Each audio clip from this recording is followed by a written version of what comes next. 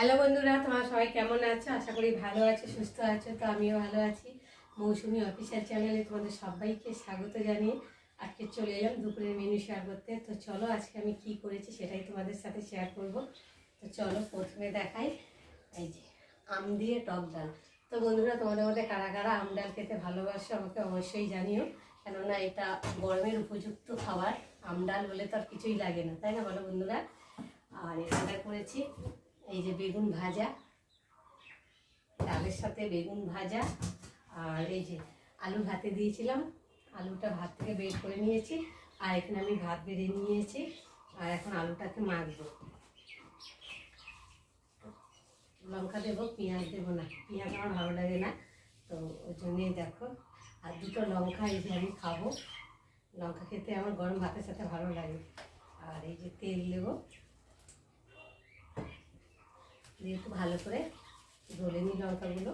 আর একটু ভাজলাম সবে লঙ্কাগুলো, তেল মানে মচমচে হয়ে রয়েছে। দেখো, দুটো তো হবে না মনে, তিনটেই একটু ঝাল ঝাল না হলে তো আলু আবার ভালো লাগে না। আর এখনকার আলু তো কোনো টেস্ট লাগে না, ভালো লাগে না। নতুন আলু উঠেছে না, অনেকদিনই উঠেছে। এখন তেমন পুরোনো আলুটাও পাওয়া যায় না, তো তার জন্য নতুন আলুটা যেন কেমন যেন একটা হরহর হরহর মতো করে, তাই না বন্ধুরা? যাই হোক, খেতে তো হবে। আলু ছাড়া তো কোনো তরকারিই চলে না। আলু ডেলি রোজকার খাবার, আলু না হলে তো তরকারিই হবে না, তাই না? যাই হোক, এই যে আমি আলু মাখছি আর মেয়ে চান করছে, কলের আওয়াজ হচ্ছে। আর আমার তো ভীষণ খিদে পেয়েছে, চান করতে সময় লাগবে, ওই জন্য আমি আগে আলুটা মেখে খেতে বসি, তারপর ও এসে খাবে। তো ভাতটা বাড়িনি, কেননা এখন ভাতটা বেড়ে যাওয়া থেকে ঠান্ডা হয়ে যাবে, গরম গরম খাবে। আর তোমাদের দাদাভাইও তো আসেনি, আসতে একটু দেরি হবে, ওই জন্য ফোন করে বললো দেরি হবে, তোমরা খেয়ে নাও। তো আমি বলি আর বসে থেকে কী হবে, ওষুধও খেতে হবে, ওষুধ খাবো, এই জন্য ভাবলাম খেয়ে নিই। তো দেখো, এই যে তিনজনের জন্য তিনটে আলু মেখেছি, আর একটা আলু এখন আমি নেব, আর দুটো আলু ঢাকা দিয়ে রেখে দেবো। যা মাছি উঠছে না, কি বলবো। এই যে বেগুন ভাজা, আর সাথে রয়েছে টক ডাল। ডালটা একটু রেডি করে নিয়ে নিই, সব গুছিয়ে গেছি, নাহলে খেতে খেতে আবার নিতে বিরক্ত লাগে, আর দেবে বাকে। এই জন্য দেখো,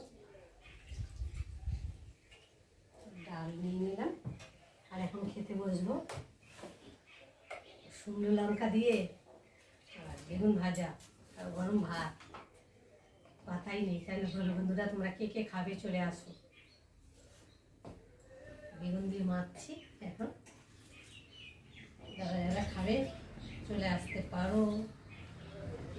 আর বন্ধুরা, তোমাদের মধ্যে কারা কারা খেয়ে নিয়েছো বা এখনো খাওয়া হয়নি আমাকে কিন্তু অবশ্যই জানিও।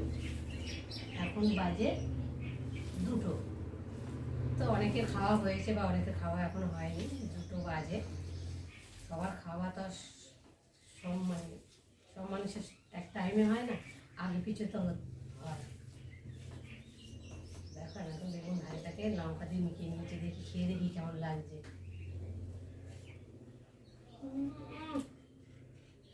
কি হয়েছে? লঙ্কাগুলো ভীষণ ঝাল আছে, এত ভালো লাগছে।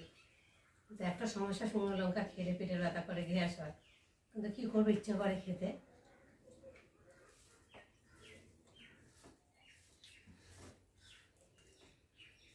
হেভি লাগছে,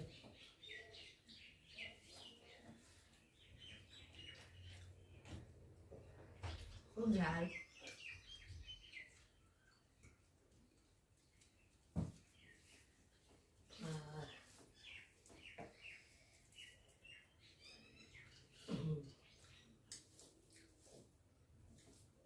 বেগুন ভাজা হলে আর শুকনো লঙ্কা হলে আর কিছুই লাগে না।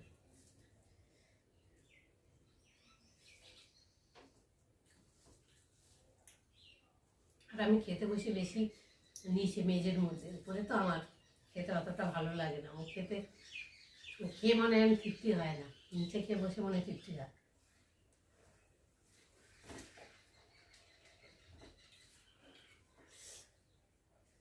বেগুন ভাজা দিয়ে পুরো অর্ধেকটাই ভাত খাওয়া হয়ে যাবে।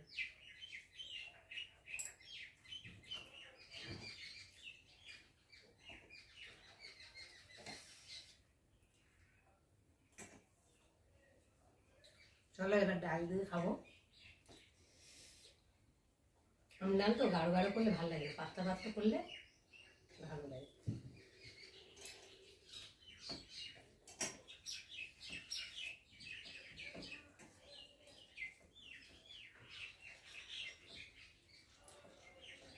ডালও ভালো হয়েছে।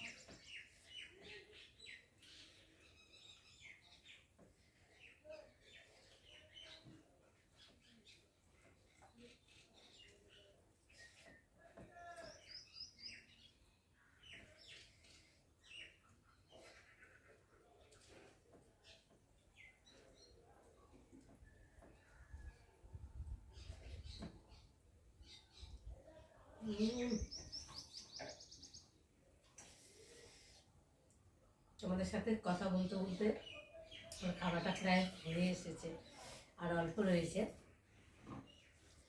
ডালটা এখন সবটাই ঢেলে দিই।